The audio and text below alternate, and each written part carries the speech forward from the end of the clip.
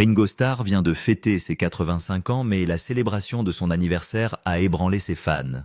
Pendant son moment annuel de Peace and Love, le légendaire batteur des Beatles s'est soudainement effondré en larmes. Il s'agissait d'un rituel joyeux, mais cette année, quelque chose n'allait pas. Il avait l'air fragile, sa voix tremblait, et lorsqu'il a ensuite annulé des concerts à Philadelphie et à New York pour cause de maladie, le monde entier a commencé à s'inquiéter. Les médecins lui ont dit de se reposer, mais ses proches ont murmuré qu'il se passait quelque chose de plus profond, quelque chose qu'il ne disait pas. Pour la première fois depuis des décennies, Ringo pleure publiquement John et George lors de son discours d'anniversaire. Ses mots ont craqué, son visage s'est décomposé et ses mains ont tremblé lorsqu'il a prononcé leur nom. Pour beaucoup, c'est le moment où ils ont réalisé que le dernier Beatle survivant laissait enfin transparaître le poids de tout cela. Qu'arrive-t-il vraiment à l'homme qui a fait croire au monde entier à la paix, à l'amour et au rock'n'roll? Richard Starkey est né le 7 juillet 1940 au 9 Madron Street à Liverpool. Cet été-là, la ville est en état de siège, les bombes des avions allemands tombent presque toutes les nuits ébranlant, les fenêtres fendant les rues et incendiant les maisons. Ses parents tentent de garder le calme, mais la peur est omniprésente. Son père, Richard Starkey, senior boulanger de métier, s'éloignait déjà agité et peu fiable. Alors que le petit Richard n'avait que 3 ans, son père a franchi la porte et n'est jamais revenu. Sa mère, Elsie, doit soudain l'élever seule. Elle travaillait le matin comme femme de ménage, le soir comme barmaid, et parvenait toujours à sourire lorsqu'elle le mettait au lit. L'argent manque toujours. En 1944, lorsque le loyer est devenu impossible à payer, ils ont déménagé dans un appartement plus petit et moins cher. Un autre sacrifice parmi tant d'autres. C'est alors qu'est survenue la première tragédie qui a failli mettre fin à sa vie. À tout juste 6 ans, l'appendice de Richard éclate. Ce qui aurait dû être une opération de routine a tourné au cauchemar lorsqu'il a développé une péritonite, une infection mortelle qui l'a plongé dans le coma. Pendant des jours, les médecins n'étaient pas sûrs qu'il survivrait. Il passe près d'une année entière à l'hôpital seul, effrayé et affaibli.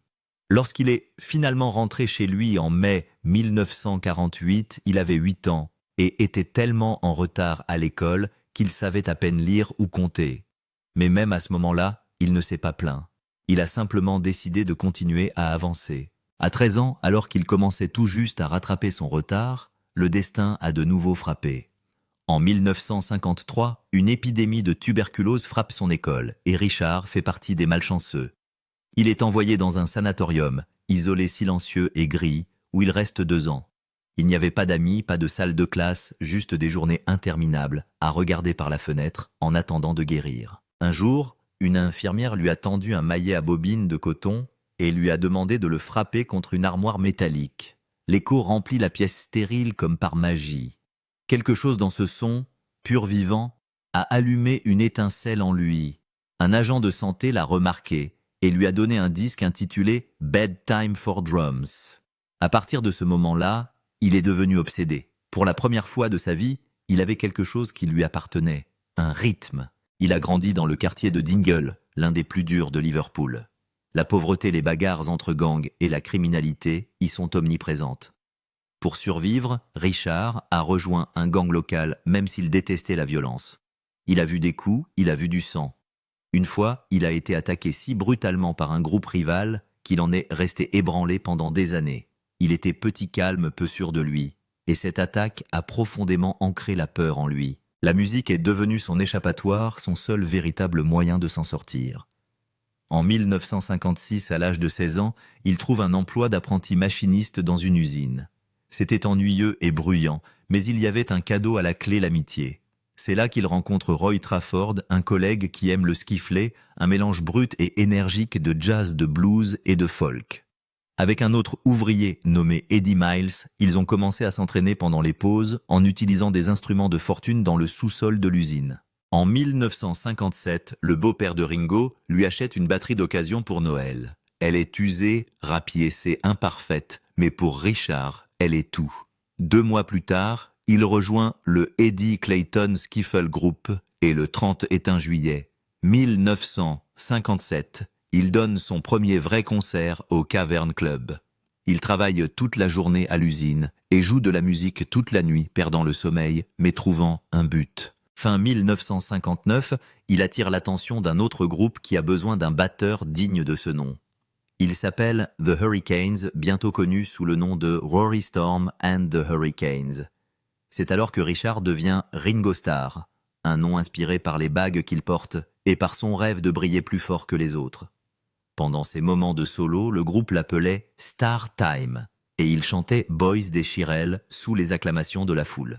En 1960, Rory Storm and the Hurricanes était l'un des meilleurs groupes de Liverpool, plus populaire même que les Beatles. Puis vint Hambourg. Le groupe est engagé pour jouer dans le quartier rouge de la ville où tout n'est que chaos et tentation. George Harrison dira plus tard de Hambourg qu'elle est la ville la plus coquine du monde. Paul McCartney a déclaré que toutes les femmes étaient des stripteaseuses ou des prostituées.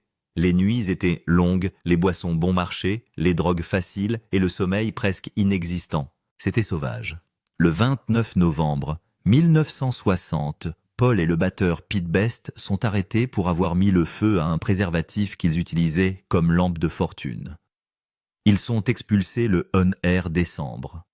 Pendant tout ce temps, Ringo a réussi à garder la tête hors de l'eau en observant, en apprenant et en survivant. La même année, Ringo joue pour la première fois avec John Paul et George lorsque Pete Best ne peut pas participer à une session. C'était le 15 octobre 1960 et ils accompagnaient le chanteur Lou Walters sur une chanson intitulée « Summertime ». Personne n'aurait pu savoir que c'était le début de quelque chose de légendaire. En 1961, les Beatles, alors encore avec Pete Best, enregistrent « Cry for a Shadow » avec Tony Sheridan à Hambourg, tandis que le groupe de Ringo se bat pour rester à flot. Il était fauché inquiet et avait même envisagé de partir en Amérique pour avoir plus de chance. Mais quelque chose chez ces trois garçons de Liverpool est resté en lui. Début 1962. Pete Best manque de plus en plus de concerts. Le 5 février, Ringo le remplace à nouveau et George Harrison dira plus tard « C'est à ce moment-là que nous avons su que ça y est, toi. » Il le voulait à plein temps, mais il était encore sous contrat avec les Hurricanes. Il ne s'en est pas rendu compte à l'époque, mais ce contrat allait tout changer. Le 16 août 1962, Pete Best est soudainement licencié. 2 jours plus tard, le 18 août, Ringo devient officiellement un Beatle. Mais ce qui aurait dû être le plus beau jour de sa vie est devenu l'un des plus difficiles. Les fans sont furieux. Le lendemain soir au Cavern Club, la moitié du public scandait « Pete forever, Ringo never ». George Harrison a reçu un coup de tête dans un couloir et s'est présenté avec un œil au beurre noir. La foule a jeté des objets sur la scène. Ringo a reçu des menaces de mort. Il commence à se demander s'il n'a pas fait une erreur. Puis vient la première session d'enregistrement. Le 4 septembre 1962, il joue de la batterie au studio Abbey Road pour le producteur George Martin, qui n'est pas impressionné. Une semaine plus tard, le 11 septembre, Martin le remplace par un autre batteur, Andy White, et demande à Ringo de jouer du tambourin. Humilié, Ringo se dit « Ils me font ce qu'ils ont fait à Pete ». Il rentra chez lui convaincu que sa carrière était déjà terminée. Pendant les tournées de 1963, les autres Beatles le mettent à l'épreuve avec des farces. Il cache sa batterie mentonne sur l'heure des concerts et crée de fausses situations d'urgence pour voir s'il peut supporter le stress. Lors d'un concert au pays de Galles, tout le groupe a dû utiliser les instruments de quelqu'un d'autre parce que leur matériel avait mystérieusement disparu. C'était dur, mais Ringo est resté calme. Peu à peu, il gagne leur confiance. Il jouait de la batterie d'une manière étrange parce qu'il était gaucher, mais utilisait un kit pour droitier. Cette configuration maladroite donne à ses rythmes un son unique, mais il a toujours eu peur que cela le fasse passer pour un mauvais batteur. Il s'entraînait constamment effrayé à l'idée d'être remplacé. Il en a même perdu le sommeil, mais ce style est devenu partie intégrante du son des Beatles. C'est ainsi que des chansons comme Love Me Do et Please Please Me se distinguent de tout le reste. Le 3 juin 1964, juste avant leur tournée mondiale, Ringo s'effondre lors d'une séance de photos. Sa fièvre atteint 102 degrés et les médecins diagnostiquent une amygdalite. Le groupe a dû décider d'annuler ses plus grands concerts américains ou de le remplacer. Ils font appel à un batteur nommé Jimmy Nicol. Ringo manque 8 concerts au Danemark, en Hollande et en Australie. George Harrison est tellement bouleversé qu'il menace de quitter la tournée. Ringo ne voulait pas se faire opérer, il s'est donc envolé pour l'Australie, alors qu'il était encore malade, et a rejoint le groupe le 15 juin à Melbourne.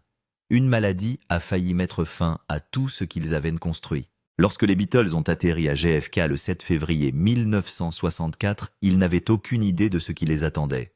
4000 fans hurlaient déjà avant l'ouverture des portes.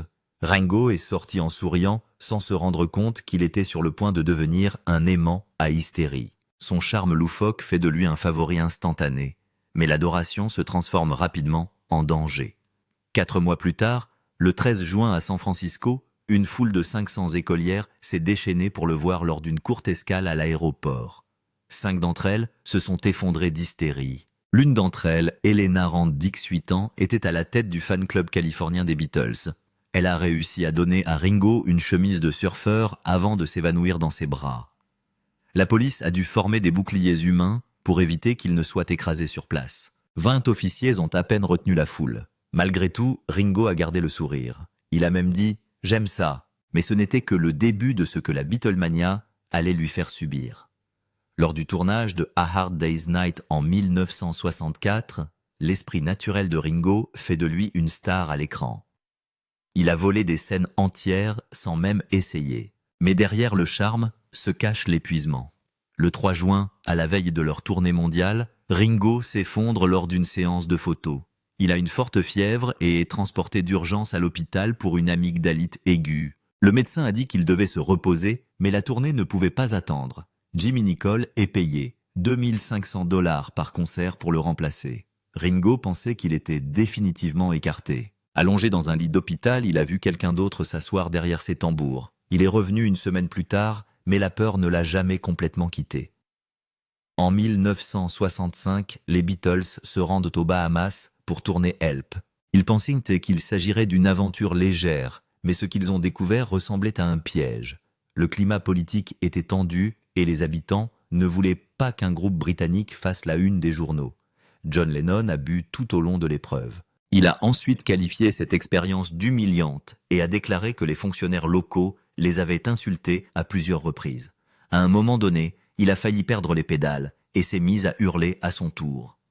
La sécurité est devenue si stricte que le groupe ne pouvait pas se déplacer sans garde du corps. Ringo, habituellement pacificateur sans la tension montée d'heure en heure, ce n'était plus amusant. Cela ressemblait à de la survie. En 1966, les choses ont atteint un nouveau niveau.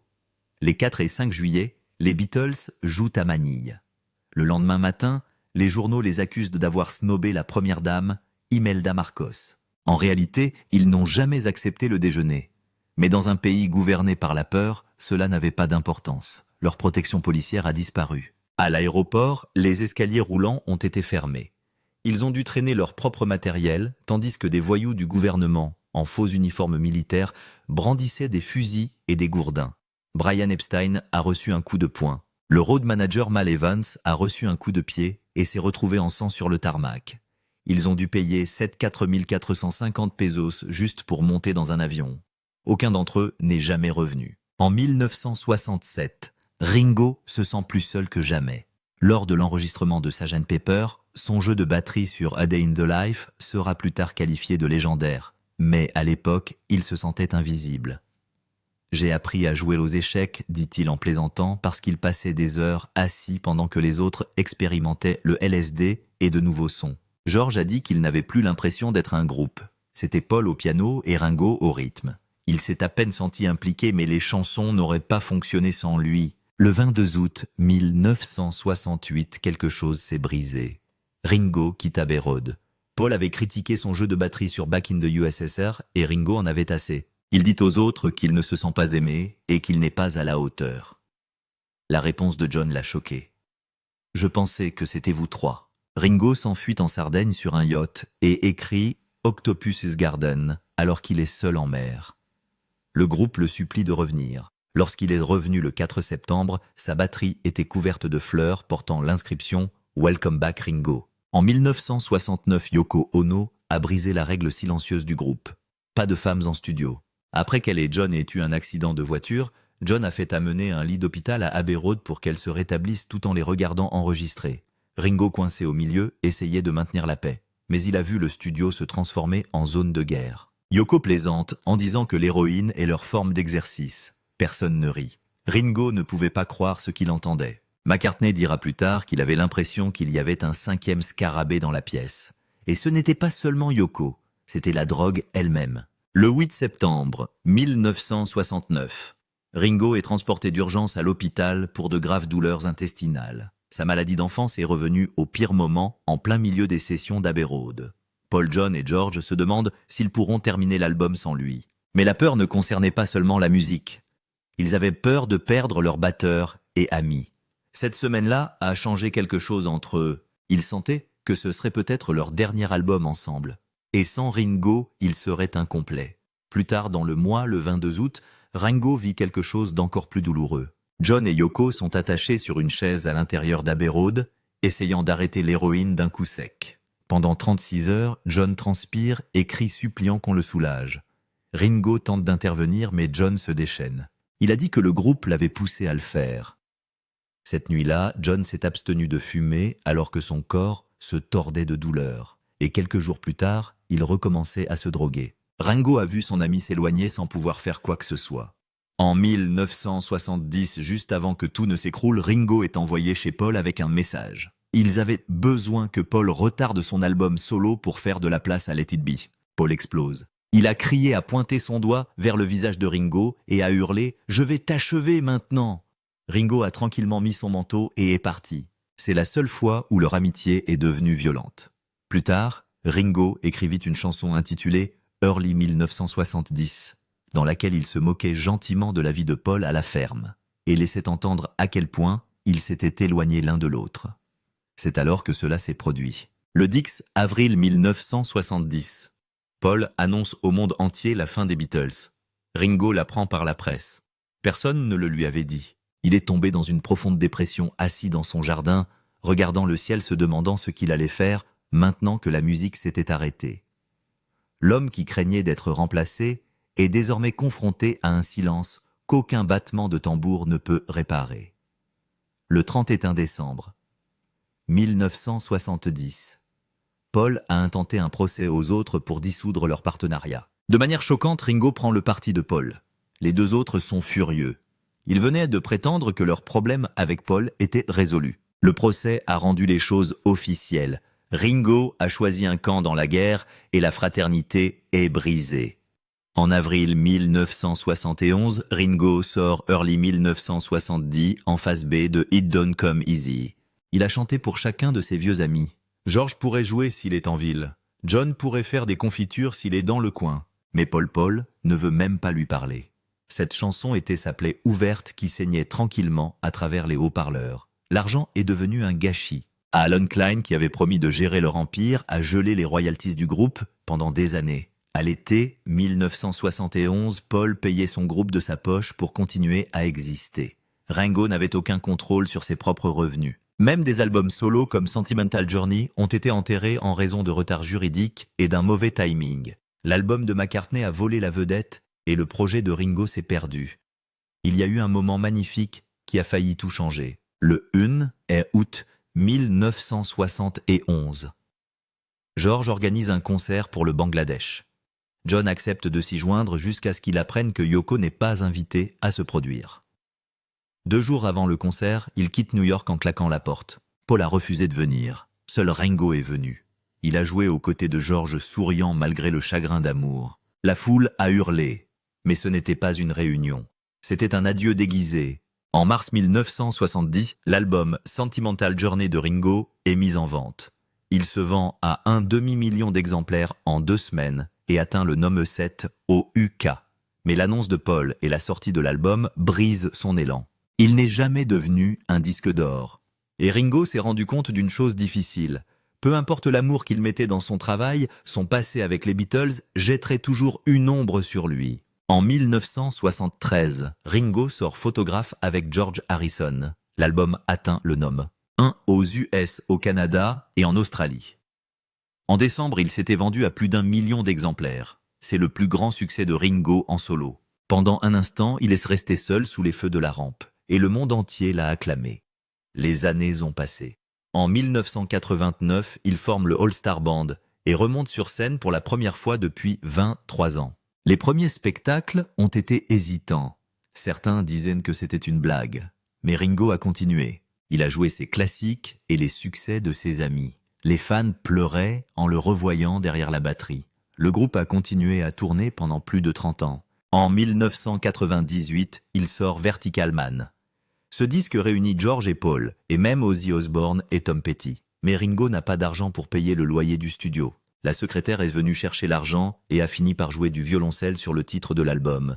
Lorsque George envoyait ses solos de guitare par la poste, Ringo s'écriait « You're killing me, George ». « Tu me tues, George ».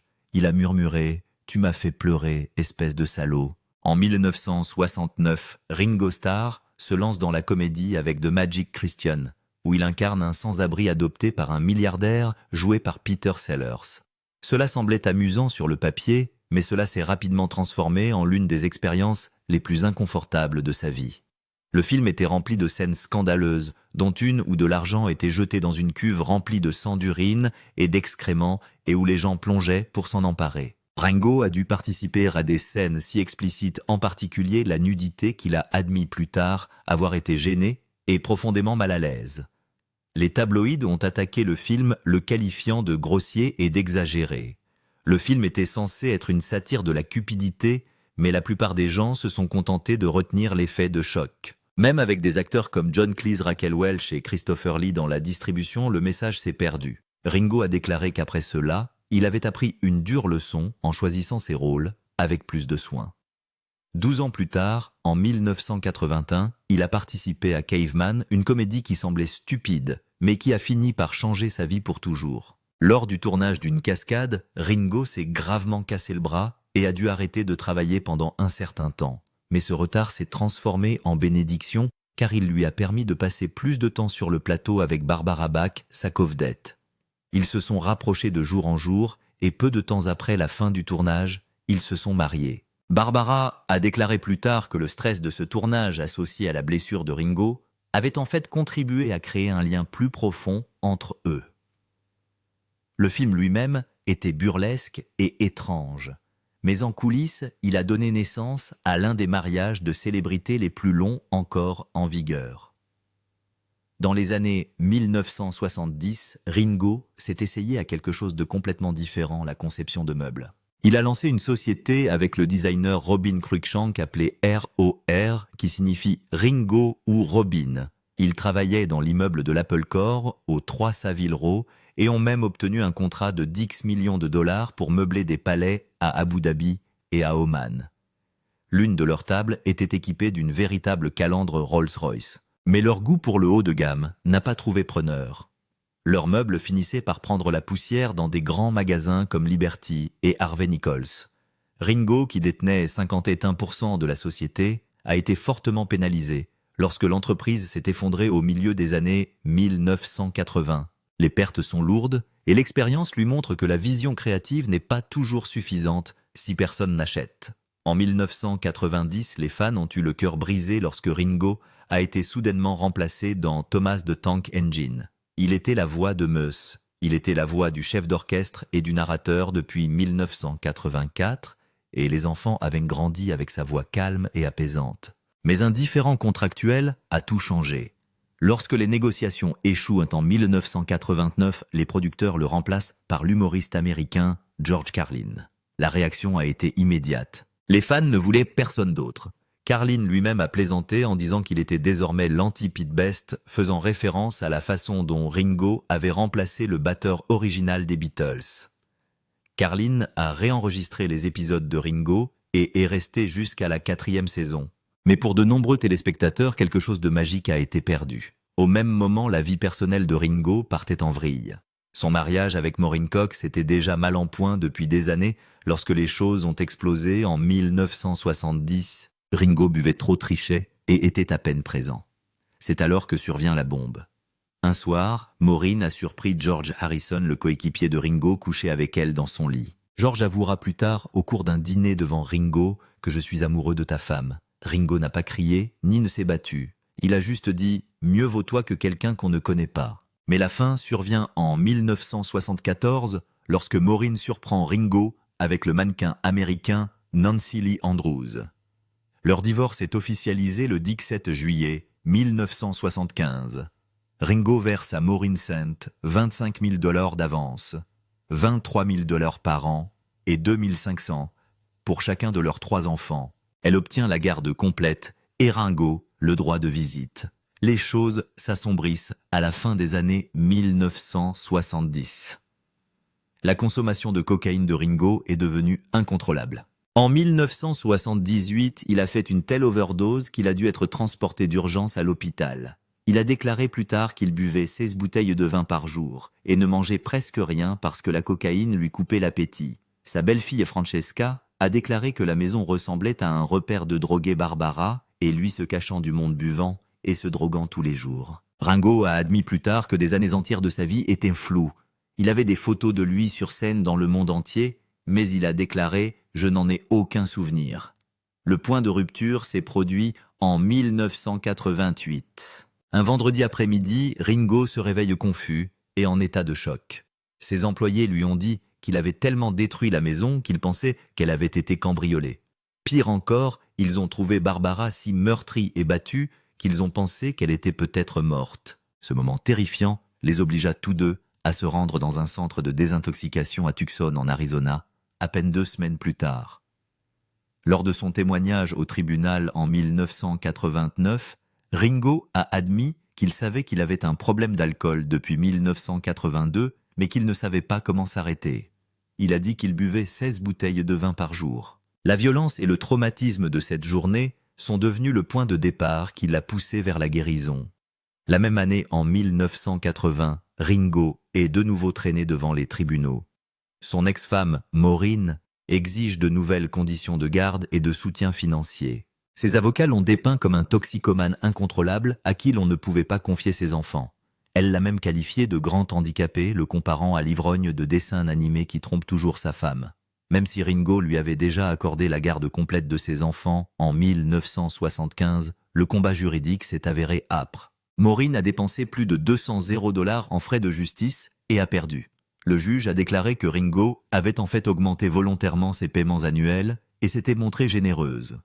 Mais le public a pu constater à quel point sa vie était devenue instable. En 2024, Ringo a 84 ans et est toujours en tournée lorsque tout s'arrête brusquement. Il tombe malade juste avant un concert à Philadelphie et les médecins lui demandent de se reposer. Il doit annuler le concert de ce soir-là et celui du Radio City Music Hall. Les fans sont stupéfaits. Il avait déjà donné 10 des 12 concerts de sa tournée d'automne et avait joué au Greek Theatre de Los Angeles, où son groupe de stars avait été lancé 35 ans plus tôt.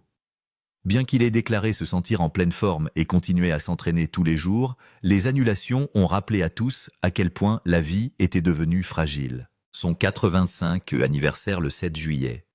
2025 aurait dû être une simple fête, mais au lieu de cela, il a suscité l'émotion des fans du monde entier. Beverly Hills a décrété le Ringo Starr Day. Mais ce dont les gens se souviennent le plus, c'est de son message plein de larmes. Pour la première fois, Ringo a publiquement pleuré John Lennon et George Harrison pendant le moment de paix et d'amour de midi. La tradition annuelle a commencé avec seulement 100 fans à Chicago en 2008. Aujourd'hui, il s'étend à 30 pays. Cette année, la NASA a même contribué à envoyer son message sur la Lune et à le faire revenir. Ce moment est devenu plus qu'un anniversaire. C'est devenu un mémorial. Alors que l'on pensait qu'il allait ralentir, Ringo a révélé qu'il n'en avait pas encore fini. Il a annoncé en 2025 qu'il avait terminé non pas un, mais 2 albums country. Lorsque les journalistes lui ont demandé s'il prenait enfin sa retraite, Ringo a ri et a répondu que ses enfants en avaient assez d'entendre cette phrase depuis 10 ans.